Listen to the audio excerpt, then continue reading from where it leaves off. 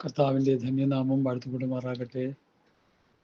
വത്സല ദൈവമക്കളെ, ക്രിസ്തുവിൻ്റെ നാമത്തിൽ എൻ്റെ സ്നേഹവന്ദനം എല്ലാ മാന്യ ശ്രോതാക്കൾക്കും.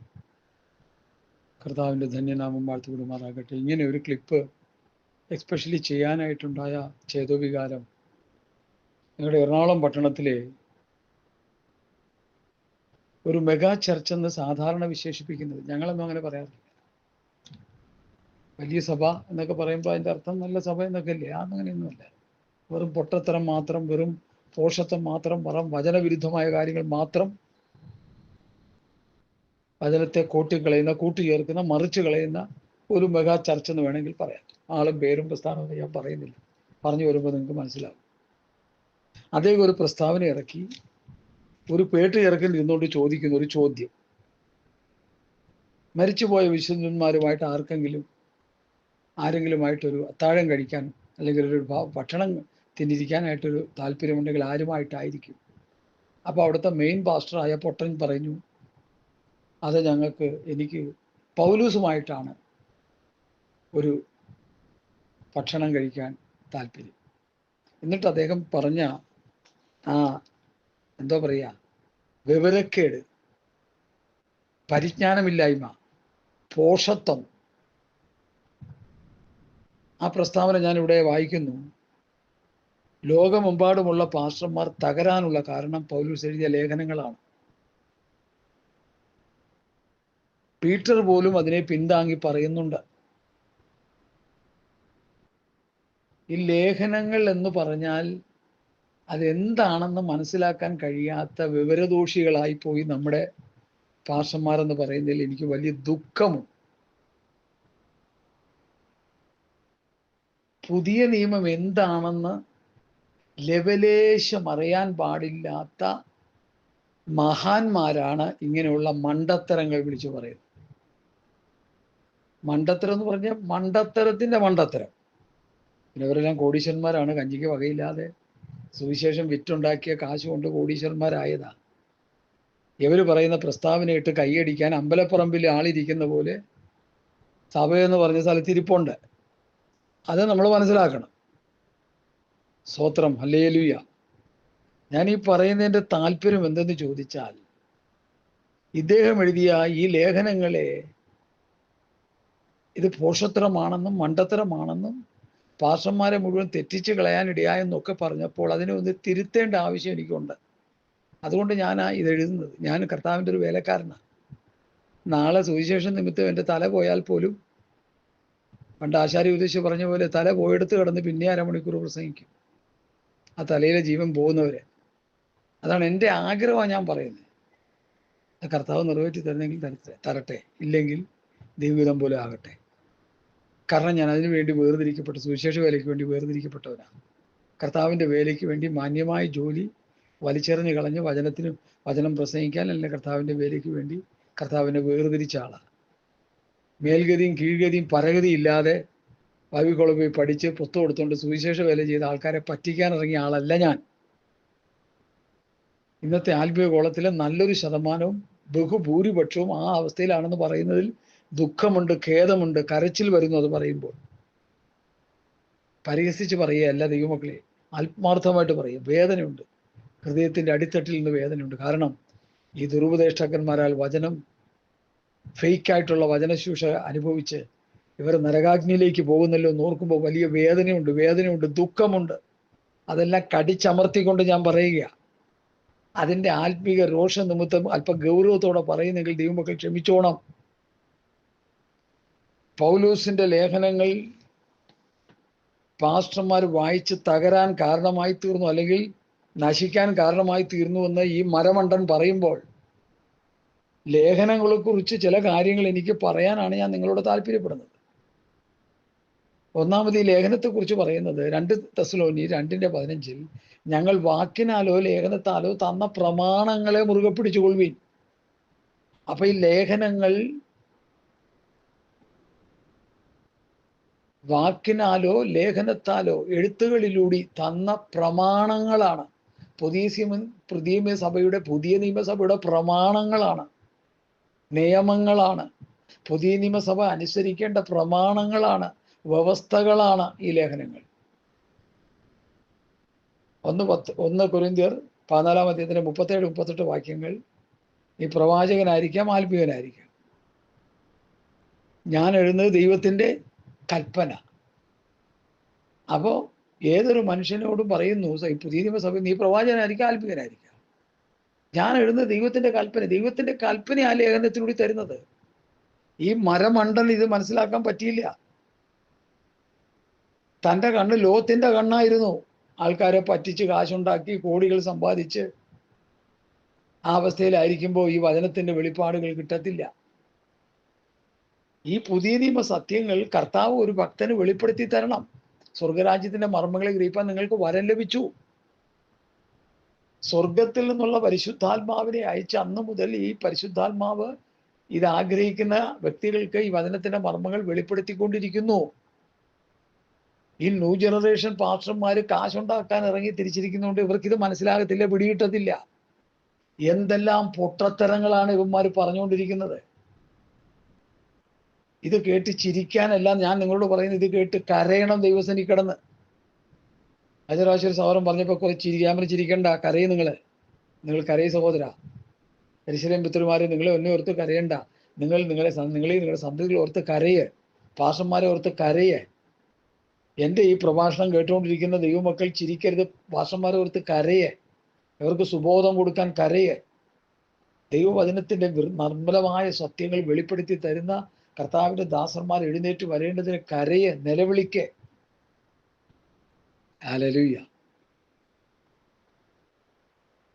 അപ്പോ 2 കൊരിന്ത്യർ ലേഖനം 7-ാം അധ്യായത്തിൽ അതിൻ്റെ 8 മുതലുള്ള വാക്യങ്ങൾ ഞാൻ വായിക്കുന്നു. ഞാൻ ലേഖനങ്ങളാൽ നിങ്ങളെ ദുഃഖിപ്പിച്ചു എന്ന് വരികിലും ഞാൻ അനുദപിക്കുന്നില്ല. ആ ലേഖനം നിങ്ങളെ കുറെ നേരത്തെങ്കിലും ദുഃഖിപ്പിച്ചു എന്ന് കാണുന്നത് കൊണ്ട് മുമ്പേ അനുദപിച്ചുവെങ്കിലും ഇപ്പോൾ ഞാൻ സന്തോഷിക്കുന്നു.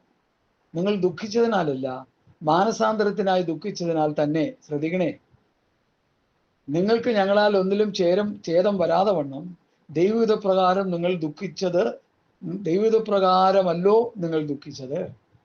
ദൈവഹിതപ്രകാരമുള്ള ദുഃഖം അനുതാപം വരാത്ത മാനസാന്തരത്തെ രക്ഷയ്ക്കായി ഉളവാക്കുന്നു. ലോകത്തിന്റെ ദുഃഖമോ മരണത്തെ ഉളവാക്കുന്നു.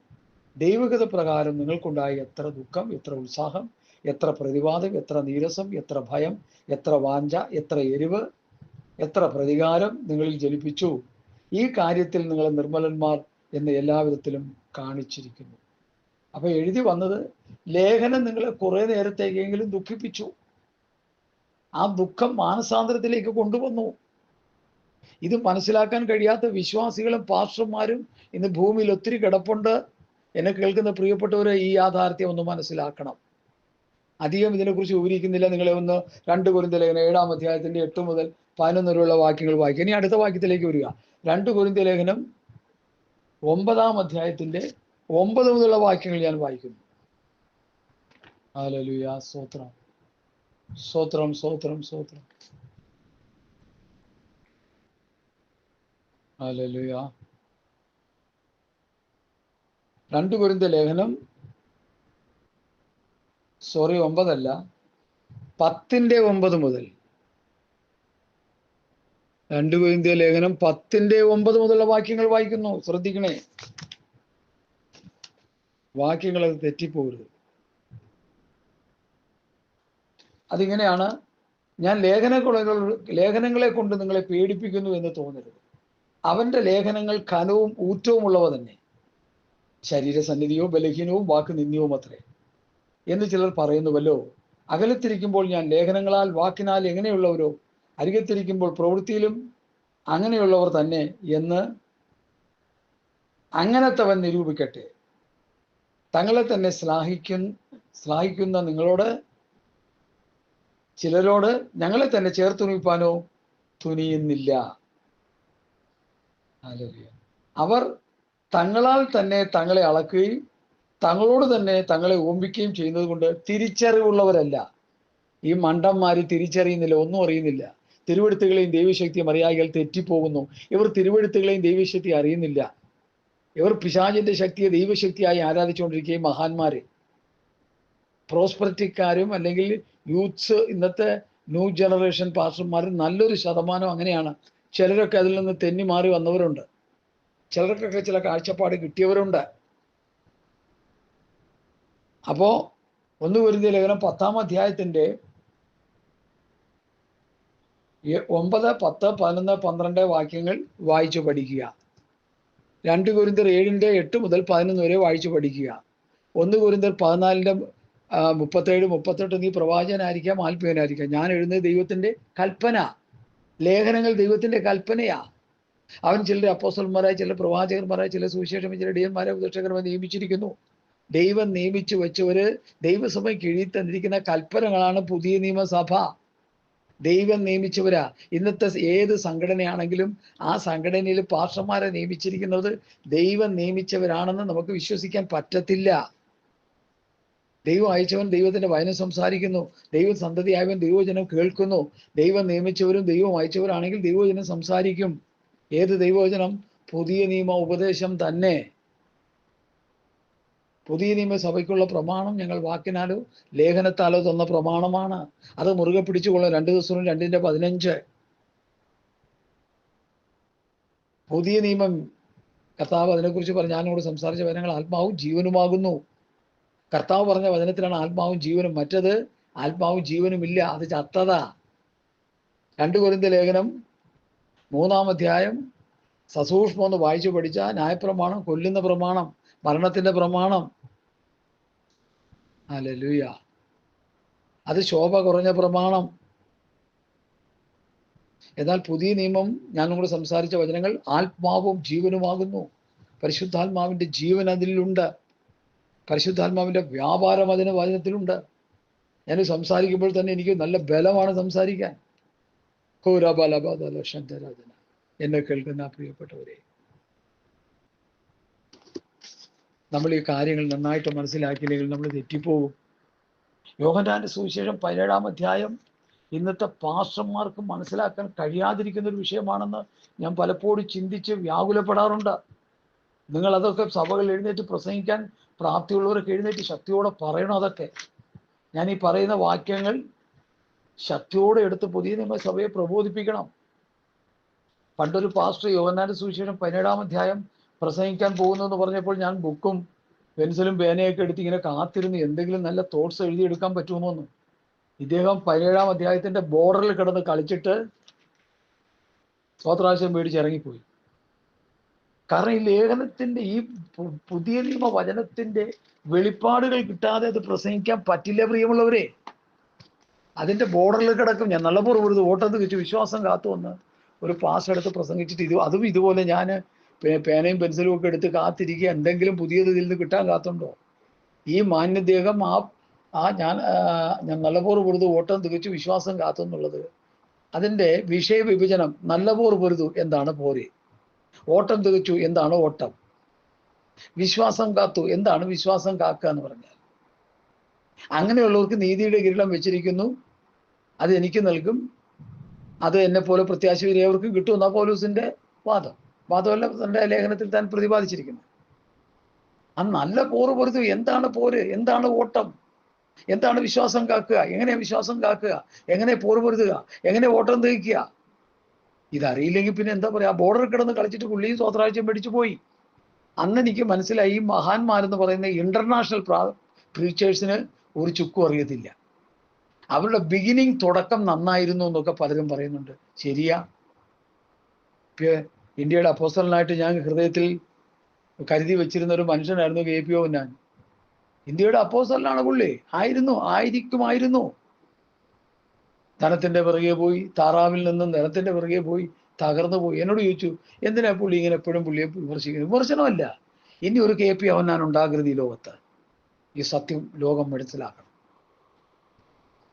നീ ഒരു സാധാരണ മനുഷ്യനായി ജീവിച്ചാൽ അങ്ങനെ ജീവിക്കേ. നീ കോടീശ്വരനാകാൻ, ധനവാനാകാനുള്ള മനസ്സ് വിട്ടുകളാ. ദ്രവ്യാഗ്രഹം സകലവിധ ദോഷത്തിന് മൂലമല്ലോ. ഇത് ചിലർ കാക്ഷിച്ചിട്ട് വിശ്വാസം വിട്ടോടുന്ന ബഹുദുഃഖങ്ങൾക്ക് അധീനരായി തീർന്നിരിക്കുന്നു. നീയോ ദൈവത്തിന്റെ മനുഷ്യനായുള്ളവേ, അത് വിട്ടോടാനല്ലേ പൗലോസ് പറയുന്നത്. വിട്ടോടിയിട്ട് എന്ത് ചെയ്യണമെന്ന് പാസ്റ്റർ ചെയ്ത് പലരും വേണ്ട രീതിയിൽ പറഞ്ഞു കൊടുക്കുന്നില്ല. വിട്ടോടിയിട്ട് എന്ത് ചെയ്യണമെന്ന് പൗലോസ് തന്നെ വ്യക്തമായി ഇവിടെ പറയുന്നുണ്ട്.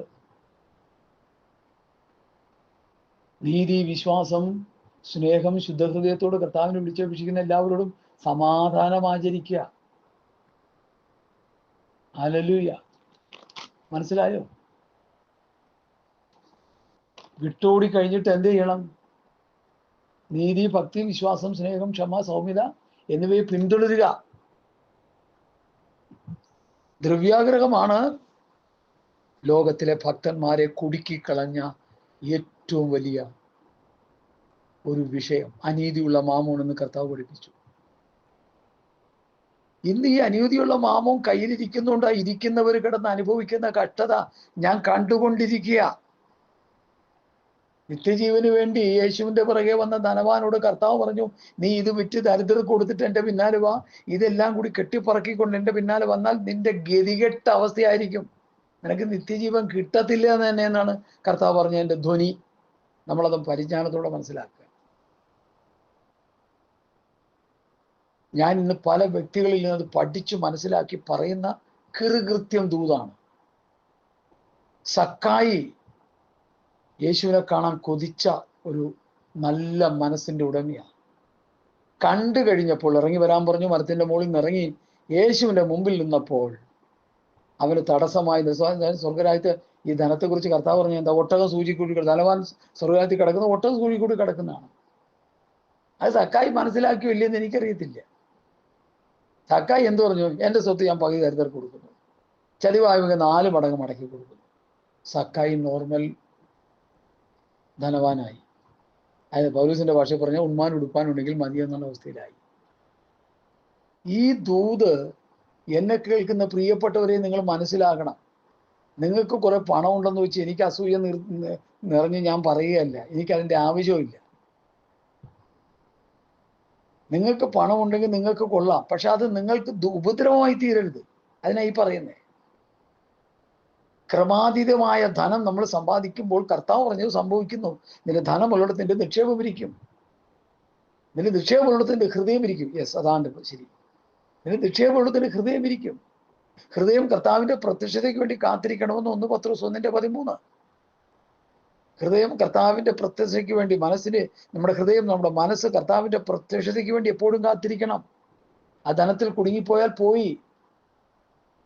ഹല്ലേലൂയ.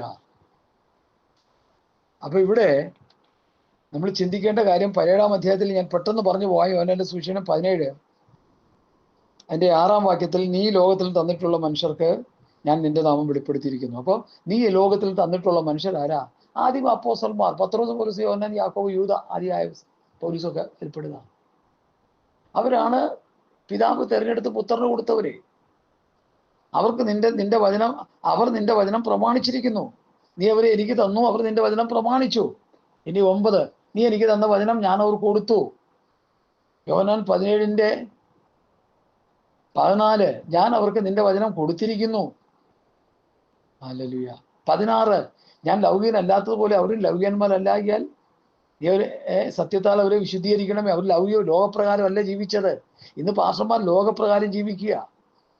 ലോകത്തിലെ ധനവാന്മാരോട് കടപിടിക്കത്തക്ക നിലയിലുള്ള സ്വത്ത് അവരുണ്ടായിക്കൊണ്ടിരിക്കുക. വചനം വിറ്റ് തിന്നുകൊണ്ടിരിക്കുക. സന്തതിക്ക് മേലും ഈ വചനത്തിന്റെ വിൽപ്പന ചരക്ക് അവർക്കും കൊടുത്ത് അവരും വിറ്റ് തിന്ന് ഇല്ലാത്ത പോഷത്തരങ്ങളും വാളിപ്പും ഒക്കെ വിളിച്ച് പറഞ്ഞുകൊണ്ടിരിക്കുക. സഹോദരങ്ങളെ, ഇതൊന്നും മനസ്സിലാക്കും. ഞാൻ ഈ പറയുന്നതിന്റെ മർമ്മം മനസ്സിലാക്കി. 16-ാം വാക്യം, ഞാൻ ലൗകികനല്ലാത്ത പോലെ അവരും ലൗകികന്മാരല്ല, സത്യത്താൽ അവരെ വിശുദ്ധീകരിക്കണമേ. ഞാൻ അവർക്ക് നിന്റെ വചനം കൊടുത്തിരിക്കുന്നു. 16, ഞാൻ ലൗകികനല്ലാത്ത പോലെ അവരും ലൗകികന്മാരല്ല. 18, നീ എന്നെ ലോകത്തിലേക്ക് അയച്ചതുപോലെ ഞാൻ അവരെ ലോകത്തിലേക്ക് അയച്ചിരിക്കുന്നു. യേശു കർത്താവ് ലോകത്തിലേക്ക് അയച്ചവരാണ് ആദിമ അപ്പോസ്തലന്മാർ. അവർ പറയുന്ന ഉപദേശം കേട്ടനുസരിച്ചില്ലെങ്കിൽ നരകത്തിൽ പോയി വീഴും. 1 യോഹന്നാൻ 4:6, ഞങ്ങൾ ദൈവത്തിൽ നിന്നുള്ളവരാകുന്നു. ദൈവത്തിൽ നിന്നുള്ളവൻ ഞങ്ങളുടെ വാക്ക് കേൾക്കുന്നു, ദൈവത്തിൽ നിന്നല്ലാത്തവൻ ഞങ്ങളുടെ വാക്ക് കേൾക്കുന്നില്ല. സത്യത്തിന്റെ ആത്മാവ് ഏതെന്നും വഞ്ചനയുടെ ആത്മാവ് ഏതെന്നും ഇതിനാൽ അറിയാം. ഒരു ലിറ്റിൽ ബോയാണ് ആ വാക്യം. അപ്പോസ്തലൻ പറയുന്ന വചനം നീ അനുസരിച്ച് ജീവിച്ചില്ലെങ്കിൽ നിന്റെ ആത്മാവ് പോലും മാറിപ്പോകും. മനസ്സിലാക്കണം ഈ സത്യം. 20-ാം വാക്യത്തിൽ, ഇവരുടെ വചനത്താൽ എന്നിൽ വിശ്വസിക്കാൻ ഇരിക്കുന്നവർക്ക് വേണ്ടി ഞാൻ അപേക്ഷിക്കുന്നു. അപ്പോസ്തലന്മാരുടെ വചനം കേട്ട് വേണം നമ്മൾ കർത്താവിനെ വിശ്വസിക്കുവാൻ. അപ്പോസ്തലന്മാർ തരുന്ന പ്രമാണം അനുസരിച്ച് ജീവിച്ചോളം. പൗലോസ് പറയുന്നു, നീ പ്രവാചകനായിരിക്കാം, ആത്മീയനായിരിക്കാം. ഞാൻ എഴുതുന്നത് ദൈവത്തിന്റെ കൽപ്പന. ആ ദൈവത്തിന്റെ കൽപ്പന അപ്പോസ്തലന്മാർ തരുന്നത് ഓരോ ദിവസവും കുടുംബജീവിതം, സമൂഹ ജീവിതം, ജീവിതത്തിന്റെ എല്ലാ തുറകളിലും അതനുസരിച്ച് ജീവിച്ചാലേ നിനക്കും എനിക്കും സ്വർഗത്ത് പോകാൻ പറ്റുള്ളൂ. വല്ലയിടത്തും വല്ലവരും പറയുന്നത് കേട്ട് അബദ്ധം ചിത്തിൽ ചെന്ന് ചാടരുത്. ഞാൻ പറയുന്നത് മുഴുവൻ പ്യൂർ വചനമാ. ബൈബിൾ നിവർത്തി വെച്ചാണ് ഞാൻ പ്രസംഗിച്ചുകൊണ്ടിരിക്കുന്നത്. ഞങ്ങളെ ദൈവനെ പിടിച്ച് ദൈവദാസൻ പറഞ്ഞു, ചില പ്രാസംഗികന്മാർ ഇറങ്ങിയിട്ടുണ്ട്, ഒരു വാക്ക് മതി അവർക്ക് പ്രസംഗിക്കാൻ. ആ വാക്കെ പിടിച്ച് കിടന്ന് ലോകത്തിലുള്ള കാര്യങ്ങൾ മുഴുവൻ പറഞ്ഞ് 2-3 മണിക്കൂറും പ്രസംഗിച്ച് ആൾക്കാരെ കൊന്ന് കൊലവിളി നടത്തും. വചനപ്രഘോഷണം കഴിയുമ്പോൾ ജനം ആത്മാവിൽ ബലപ്പെടണം, പാപികൾ മാനസാന്തരപ്പെടണം, രോഗികൾ സൗഖ്യമാകണം, ഭൂതാത്മാക്കൾ വിട്ടുപോകണം, വലിയ ദൈവപ്രവൃത്തി നടക്കണം, ജനം വചനത്തിന്റെ സത്യത്തിലേക്ക് മടങ്ങി വരണം, അപ്പോസ്തലന്മാരുടെ ഉപദേശത്തിലേക്ക് സഭ മടങ്ങി വരണം, ഇന്നത്തെ ആത്മീയർ എന്ന് പറയുന്നവർ മടങ്ങി വരണം. ഇല്ലെങ്കിൽ അവർക്ക് രക്ഷയില്ല. അവർ പിന്നെ കാത്തിരിക്കുന്നത് നരകമാണ്. എനിക്കിത് പറയാതെ നിവൃത്തിയില്ല സഹോദരങ്ങളെ. ഈ ഡാമിയൻ എന്ന് പറയുന്ന പാസ്റ്റർ പറഞ്ഞത് എനിക്ക് വളരെ ദുഃഖം എൻ്റെ ഹൃദയത്തിലുള്ളതാണ്. അദ്ദേഹം പറഞ്ഞത് ഇങ്ങനെയാണ്: പൗലോസ് ലോകത്തെമ്പാടുമുള്ള പാസ്റ്റർമാരെ അവർ തെറ്റാനുള്ള കാരണം പൗലോസ് എഴുതിയ ലേഖനമാണ്. പൗലോസ് എഴുതിയ ലേഖനം ഗ്രഹിക്കാൻ കഴിയാത്തത് കൊണ്ടാണ് മിസ്റ്റർ ഡാമിൻ നീ തെറ്റിക്കിടക്കുന്നത്. നീ, നിന്റെ കുടുംബവും, നിന്റെ കൂട്ടുകാരും, നിന്റെ സഹശുശ്രൂഷകന്മാരും നിന്നെപ്പോലെയുള്ള ഒരു തെറ്റി തകർന്ന് തരിപ്പണമായി, ആത്മീക ദാരിദ്ര്യവാസികളായി, ആത്മീക കുരുടന്മാരായി, ആത്മീക നഗ്നന്മാരായി. വെളിപ്പാട് പുസ്തകം 3-17 അധ്യായത്തിലെ പദങ്ങളാണ്. ആത്മീക ദരിദ്രന്മാർ, ആത്മീയ കുരുടന്മാർ, ആത്മീയ നഗ്നന്മാരായി കിടക്കുന്നതിൻ്റെ കാരണം ഈ ലേഖനത്തിന്റെ മർമ്മം നിങ്ങൾക്ക് ഗ്രഹിക്കാൻ കഴിയാതെ പോകും. അല്ലാതെ പൗലൂസ് ലേഖനം എഴുതി നിങ്ങളെ തെറ്റിക്കുകയല്ല ഇത്. അതെന്താണെന്ന് നിങ്ങൾക്ക് മനസ്സിലായിട്ടില്ല. ആ ചെറുപ്പക്കാരൻ്റെ കയ്യിലിരിക്കുന്ന പോലെ നിങ്ങളുടെ കയ്യിലിരിക്കുക കോടികൾ, വലിച്ചെറിഞ്ഞ് കള. എന്നിട്ട് ദൈവപാദത്തിൽ വീട് ചെയ്ത പോയ തെറ്റുകൾക്കെല്ലാം അനുതാപത്തോടെ കണ്ണുനീരോടെ ദൈവത്തിൽ മടങ്ങിവാ. ഞാൻ ചതിച്ചും വഞ്ചിച്ചും ഇന്നുവരെയും സുവിശേഷം പറഞ്ഞ് ഞാൻ ജീവിച്ചു, എന്നോട് പൊറുക്കണമേ, ക്ഷമിക്കണമേ എന്ന് നിങ്ങളും നിങ്ങളുടെ കൂട്ടുകാരും പറ. അല്ലെങ്കിൽ നിങ്ങൾക്ക് ആത്മരക്ഷയില്ല. നിങ്ങളെ കാത്തിരിക്കുന്നത് നരകമാണ്. എനിക്കിത് തെളിച്ച് പറയാതിരിക്കാൻ പറ്റത്തില്ല. യോഹന്നാന്റെ സുവിശേഷം 17 അധ്യായം എല്ലാവരും വായിച്ചു പഠിച്ചോണം. അത് കഴിഞ്ഞ് വചനം അവരെ ഭരമേൽപ്പിച്ചു, ഞങ്ങളെ ഭരമേൽപ്പിച്ചു എന്ന് പറയുന്നതിന് വേറൊരു തെളിവുകൂടി ഞാൻ വായിക്കാൻ ശ്രദ്ധിച്ച് കേട്ടോണം. 2 കൊരിന്ത്യർ ലേഖനം 5 അധ്യായത്തിന്റെ 17 മുതൽ. പുത്തൻ ക്രിസ്തുവിലായാലും പുതിയ സൃഷ്ടിയാവുന്ന പഴയത് കഴിഞ്ഞു പോയി, ഇതാത് പുതുതായി തീർന്നിരിക്കുന്നു, അതിനൊക്കെയും ദൈവം തന്നെ കാരണഭൂതൻ. അവൻ നമ്മെ ക്രിസ്തു മൂലം തന്നോട് നിരപ്പിച്ചു, നിരപ്പിന്റെ ശുശ്രൂഷ ഞങ്ങൾക്ക് തന്നിരിക്കുന്നു. ദൈവം ലോകത്തിലെ ലംഘനങ്ങളെ കണക്കിടാതെ ലോകത്തെ ക്രിസ്തുവിൽ തന്നോട് നിരപ്പിച്ചു പോന്നു. ഈ നിരപ്പിന്റെ വചനം ഞങ്ങളുടെ പക്കൽ ഭരമേൽപ്പിച്ചിരിക്കുന്നു. ഞങ്ങൾ പൗലോസ്, പത്രോസ്, യോഹന്നാൻ, യാക്കോബ് ആദിയായ അപ്പോസ്തലന്മാരാണ് ഈ ഞങ്ങൾ എന്ന് പറയുന്നത്. അപ്പൊ നിരപ്പിന്റെ വചനം ഞങ്ങളുടെ പക്കൽ ഭരമേൽപ്പിച്ചിരിക്കുന്നു. യോഹന്നാൻ സുവിശേഷം 17 അധ്യായത്തിൽ പിതാവേ നീ എനിക്ക് തന്ന വചനം ഞാൻ അവർക്ക് കൊടുത്തിരിക്കുന്നു. ഇവിടെ അവർ പറയുന്നത് ഞങ്ങളെ ഭരമേൽപ്പിക്കുന്നു. അവർ പറയുന്നു, യോഹന്നാന്റെ സുവിശേഷത്തിൽ കർത്താവ് പറയുന്നത് ഞാൻ അവർക്ക് കൊടുത്തിരിക്കുന്നു, നിന്റെ വരെ ഞാൻ അവർക്ക് കൊടുത്തിരിക്കുന്നു, നിന്റെ വരെ ഞാൻ അവരെ ഭരമേൽപ്പിച്ചിരിക്കുന്നു. ഇവർ പറയുന്നു സ്തോത്രം, എന്താ നിരപ്പിന്റെ വചനം ഞങ്ങളുടെ പക്കൽ ഭരമേൽപ്പിച്ചിരിക്കുന്നു. നോക്കി, കർത്താവ് പറഞ്ഞത് പൗലൂസ് പറഞ്ഞാൽ കൂടി ഒന്ന് ലിങ്ക് ചെയ്ത് പഠിച്ചു നോക്കിയേ. പൗലൂസ് ആരാണ്? പിതാവാം ദൈവത്താലും യേശുക്രിസ്തുവിനാലും അപ്പോസ്തലനായി നിയമിക്കപ്പെട്ടവൻ. ഗലാത്യർ 1:1 വാക്യസഹിതം എല്ലാ കാര്യങ്ങളും പറയുന്നത്. ഇതിനെ ഖണ്ഡിക്കാൻ ധൈര്യമുള്ളവർ വന്ന് ഖണ്ഡിക്കണം. പാസ പറയുന്നത് തെറ്റാണെന്ന് പറയണം. ഞാൻ പുസ്തകം താഴെ വയ്ക്കും, എന്നിട്ട് എൻ്റെ പഴയ പണിക്ക് ഞാൻ പോവും. ഹല്ലേലൂയ. അപ്പോൾ ഈ നിരപ്പിന്റെ വചനം ഞങ്ങളുടെ പക്കൽ ഭരമേൽപ്പിച്ചിരിക്കുന്നു. ആകയാൽ ഞങ്ങൾ ക്രിസ്തുവിന് വേണ്ടി സ്ഥാനാപതികളായി ദൈവത്തോട് നിരന്നുകൊള്ളുവിനെന്ന് ക്രിസ്തുവിന് പകരം അപേക്ഷിക്കുന്നു. ക്രിസ്തുവിന് പകരം അപേക്ഷിക്കുക. ഈ അപ്പോസ്തലന്മാരുടെ ഉപദേശം എടുത്ത് അതിൻ്റെ തനിമയിൽ ഞാൻ പ്രസംഗിക്കുന്നുണ്ട്. ഞാൻ ക്രിസ്തുവിന് പകരം ഞാനും അപേക്ഷിക്കുക.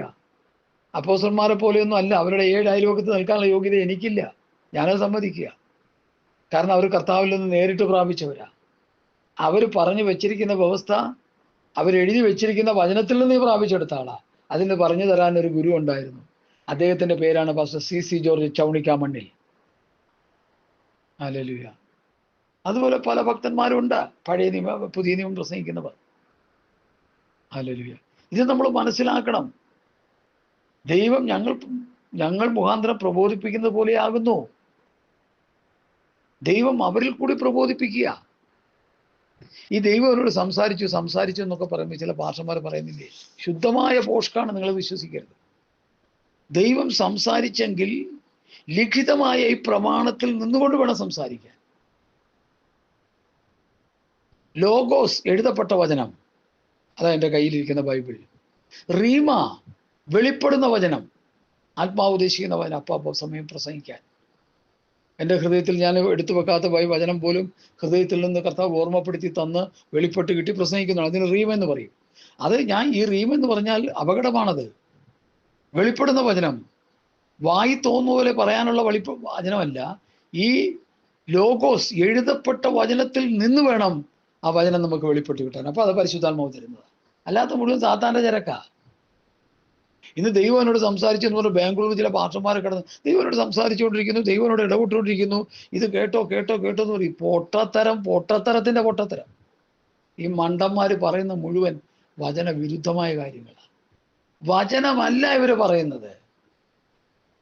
ഒരുത്തൻ പ്രസംഗിക്കുന്നെങ്കിൽ ദൈവത്തിന്റെ അരുളപ്പാട് സംസാരിക്കുന്നത് പോലെ ആയിരിക്കണം. പത്രോസ് പറയും.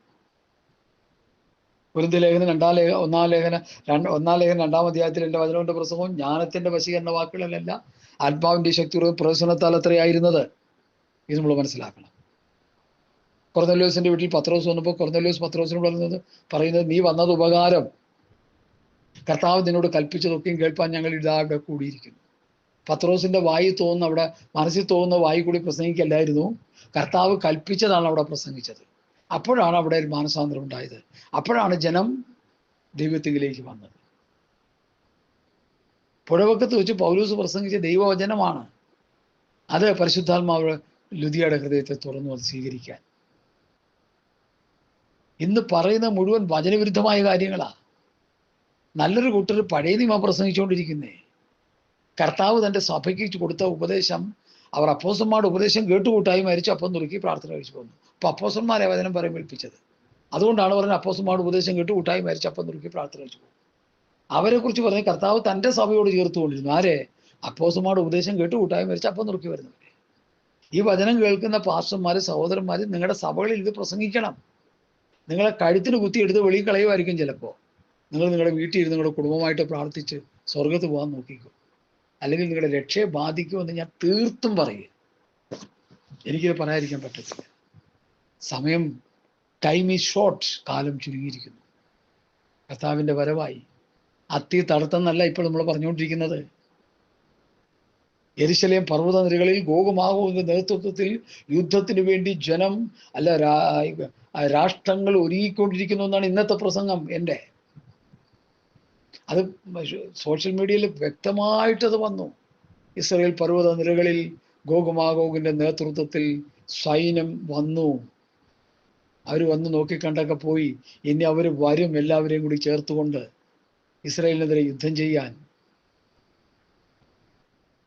നിന്റെ രക്തം ഞങ്ങളുടെ മേലും നിങ്ങളുടെ സന്തതി മേലും വരട്ടെന്നും പറഞ്ഞ് യഹൂദ പരീക്ഷകൾ വിളിച്ചു പറഞ്ഞല്ലോ. അതിൻ്റെ പകരം ചോദിക്കാനായിട്ട് ശത്രുവിൻ്റെ കയ്യിലോട്ട് ഏൽപ്പിച്ചു കൊടുക്കുക ഇസ്രായേലിനെ.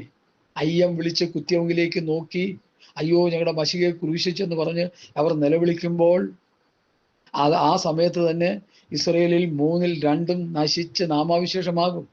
ആ 1% നിലവിളിക്കുമ്പോൾ കർത്താവ് അവർക്ക് വേണ്ടി ഇറങ്ങി വന്ന് പ്രവർത്തിക്കും. അവരെ ഉപദ്രവിക്കാൻ വന്ന ആ സൈന്യത്തിൻ്റെ മുഴുവൻ പട്ടാളക്കാരും ഇസ്രായേൽ പർവ്വത നിരകളിൽ മരിച്ചു വീഴും. അവിടെ ഗോഗ് മാഗോഗിന് ഒരു ശ്മശാന ഭൂമി ഒരുക്കുമെന്ന് യെഹെസ്കേൽ പ്രവാചകന്റെ പുസ്തകത്തിൽ എഴുതി വെച്ചിട്ട് വേണം നിങ്ങളെ ഒന്ന് വായിച്ചു കേൾപ്പിക്കാം. ഇതൊക്കെ ഊഹാപോഹം പറയുകയല്ല. ഹല്ലേലൂയ, സ്തോത്രം. ഗോഗിന് ഇസ്രായേലിൽ ഞാനൊരു ശ്മശാന ഭൂമി കൊടുക്കും.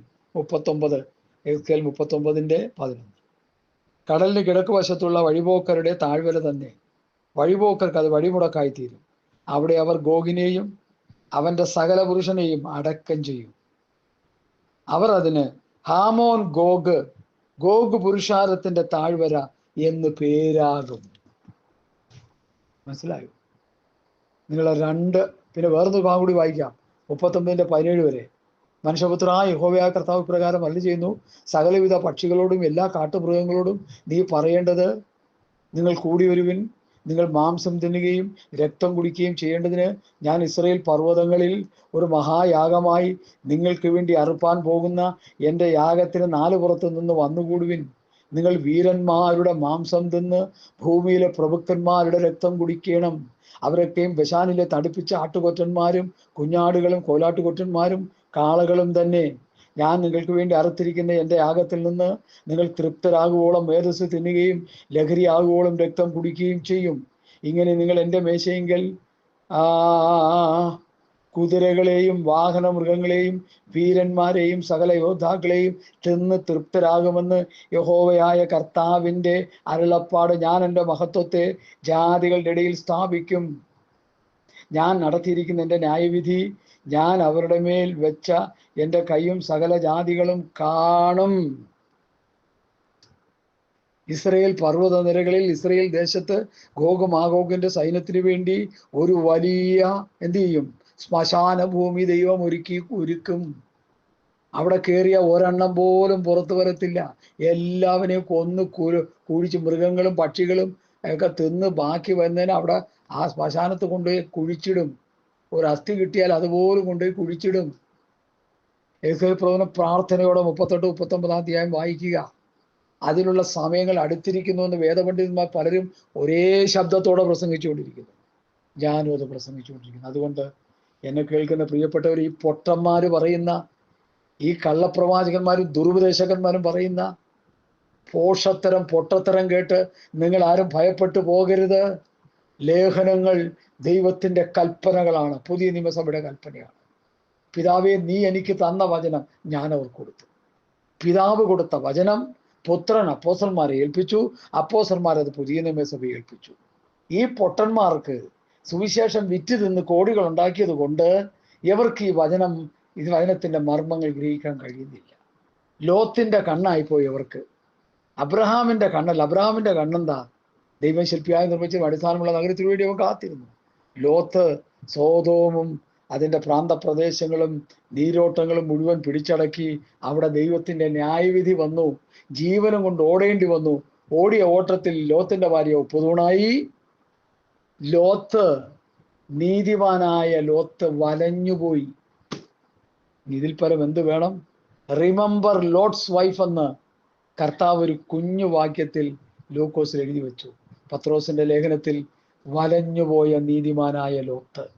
ഇന്ന് ആൽബിയോളത്തിൽ കാണുന്ന ശുശ്രൂഷകന്മാരിൽ ധനസമ്പാദനത്തിന് വേണ്ടി വേദപുസ്തകം കൊടുത്ത് ആരെല്ലാം പ്രസംഗിച്ചിട്ടുണ്ടോ അവരെല്ലാം വലഞ്ഞുപോയി. അതുകൊണ്ട് എന്നെ കേൾക്കുന്ന പ്രിയപ്പെട്ടവർ, ഈ പൊട്ടന്മാർ പറയുന്നത് നിങ്ങൾ കേൾക്കരുതേ. അപ്പോസ്തലന്മാരുടെ ഉപദേശം എവിടെയെങ്കിലും പ്രസംഗിക്കുന്നുണ്ടോ? പുതിയ നിയമം എവിടെയെങ്കിലും പ്രസംഗിക്കുന്നുണ്ടോ? തിരുവചന സത്യങ്ങൾ അതിൻ്റെ കറ തീർത്ത് മറ നീക്കി മനോഹരമായ നിലയിൽ അത് കേട്ടോണം. ഇല്ലെങ്കിൽ നിങ്ങളുടെ നിത്യത സാത്താൻ്റെ കൂടെ ആയിരിക്കുമെന്ന് പറയാൻ എനിക്ക് യാതൊരു മടിയുമില്ല. ഞാൻ എൻ്റെ വാക്കുകളെ ഉപസംഹരിക്കുക. ലേഖനങ്ങൾ ഊറ്റമുള്ളവയാണ്. ലേഖനങ്ങൾ ദൈവത്തിൻ്റെ കൽപ്പനകളാണ്.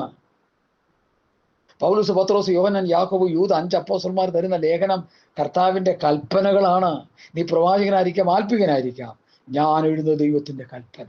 ഈ ദൈവത്തിൻ്റെ കൽപ്പനയെ കൂട്ടിച്ചേർക്കുന്ന, മറിച്ചു കളയുന്ന ദുരുപദേഷ്ടന്മാർ, കള്ളപ്രവാചകന്മാരും ശക്തമായി എഴുന്നേറ്റ് വന്നിരിക്കുന്നു. 1-2 വേദഭാഗങ്ങൾ പറഞ്ഞ് എൻ്റെ ഈ മെസ്സേജ് ഞാനിവിടെ നിർത്താനായിട്ട് കർത്താവിൽ ശരണപ്പെടുന്നു. പത്രോസിൻ്റെ 2-ാം ലേഖനം 2-ാം അധ്യായത്തിൻ്റെ 1 മുതൽ 3 വരെയുള്ള വാക്യങ്ങൾ. എന്നാൽ കള്ളപ്രവാചകന്മാർ ജനത്തിനിടയിൽ ഉണ്ടായിരുന്നു, അവരുടെ കാലഘട്ടത്തിൽ ഉണ്ടായിരുന്നു. അങ്ങനെ നിങ്ങളുടെ ഇടയിലും ദുരുപദേഷ്ടന്മാരുണ്ടാകും. അവർ നാശകരമായ മതഭേദങ്ങളെ നുഴയിച്ച് തങ്ങൾക്ക് വിലയ്ക്ക് വാങ്ങിയ നാഥനെ തള്ളിപ്പറഞ്ഞ് തങ്ങൾക്ക് തന്നെ ശീഘ്രനാശം വരുത്തും. അവരുടെ ദുഷ്കാമ പ്രവൃത്തികളെ പലരും അനുകരിക്കും. അവർ നിമിത്തം സത്യമാർഗം ദുഷിക്കപ്പെടും. അവർ ദ്രവ്യാഗ്രഹത്തിന്റെ കൗശല വാക്ക് പറഞ്ഞ് നിങ്ങളെ വാണിഭമാക്കും. അവർക്ക് പൂർവ്വകാലം മുതൽ ന്യായവിധി താമസിയാതെ വരുന്നു, അവരുടെ നാശം ഉറങ്ങുന്നതുമില്ല. അവർക്ക് വരുന്ന ശിക്ഷാവിധികളാണ് 2 പത്രോസ് 2-ാം അധ്യായത്തിൻ്റെ 4 മുതലുള്ള വാക്യങ്ങൾ അങ്ങോട്ട് വായിച്ചു പഠിച്ചോണം. റോമാലേഖനം പൗലൂസ് എഴുതി തീർത്തു കഴിഞ്ഞപ്പോൾ പൗലൂസ് അവിടെ ശക്തമായൊരു പ്രബോധനം അതിൻ്റെ 16-ാം അധ്യായത്തിൽ എഴുതി വെച്ചു. അതുകൂടി ഞാൻ നിങ്ങളെ ഒന്ന് വായിച്ചു. അതൊക്കെ വായിച്ച് നിങ്ങളെ ഗ്രഹിപ്പിച്ചിട്ടുള്ള കാര്യങ്ങളാണ്. സഹോദരന്മാരെ, നിങ്ങൾ പഠിച്ച ഉപദേശത്തിന് വിപരീതമായി ഇടർച്ചകളെയും തൊന്നപക്ഷങ്ങളെയും ഉണ്ടാക്കുന്നവരെ സൂക്ഷിച്ചു കൊള്ളണമെന്ന് ഞാൻ നിങ്ങളെ പ്രബോധിപ്പിക്കും. അവരോട് അകന്നു മാറുവിൻ. അങ്ങനെയുള്ളവർ നമ്മുടെ കർത്താവായ ക്രിസ്തുവിനെയല്ല, തങ്ങളുടെ വയറ്റിനെ അത്രേ സേവിക്കുകയും ചക്രവാക്കും മുഖസ്തുതിയും പറഞ്ഞ് സാധുക്കളുടെ ഹൃദയത്തെ വഞ്ചിച്ചു കളയുന്ന വഞ്ചകന്മാരാണവരെ. ഇവരെ വിട്ടോട്.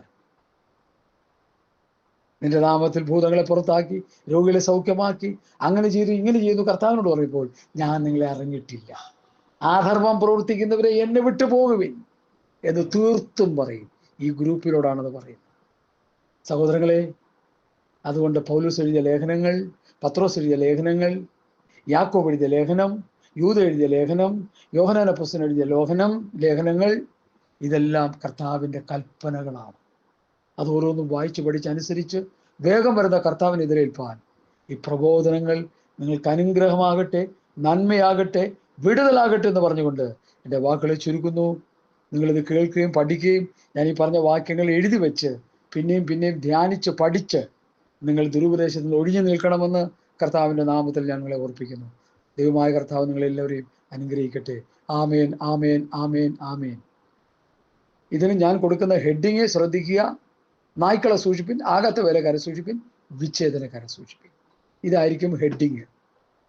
അതുകൊണ്ട് നിങ്ങളത് ശ്രദ്ധിച്ച് കേട്ട് കർത്താവിൻ്റെ വേണ്ടി ഒരുങ്ങണം എന്ന് പിന്നെയും അഭ്യർത്ഥിച്ചുകൊണ്ട് എളിയവൻ്റെ വാക്കുകൾ ഉപസംഹരിക്കുന്നു. ആമേൻ, ആമേൻ, ആമേൻ, ആമേൻ, ആമേൻ, ആമേൻ. മാറാനാഥ, thank you, thank you, thank you. സ്തോത്രം, സ്തോത്രം, സ്തോത്രം, സ്തോത്രം. ഹല്ലേലൂയ.